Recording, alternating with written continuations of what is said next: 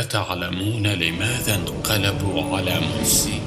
لا نسمح بأن أرضنا تشكل قاعدة لتهديد جيرانها أو منطقة خلفية لهجمات ضد إسرائيل. لن نترك غزة وحدها، لن نترك غزة وحدها. أقول لهؤلاء باسم الشعب المصري كله إن مصر اليوم مختلفة تماما عن مصر الأمس. مفيش أنا مش هقدر ألبي مطلب واحد، مفيش. عشان كده أنا مش هسمح لحد أبدا إن يوظف احتياج الشعب المصري بهذه الطريقة الرخيصة. بدون الطيارات بس اللي انتوا موقفينها، الاباتشي والإفس. اللي بيطلب من غيره ما بيمتلكش إرادته.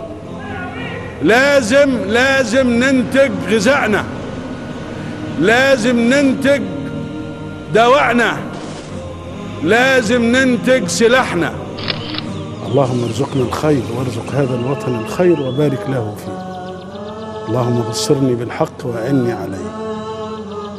اللهم اجعلني سببا في أن تنهض مصر وأهلها.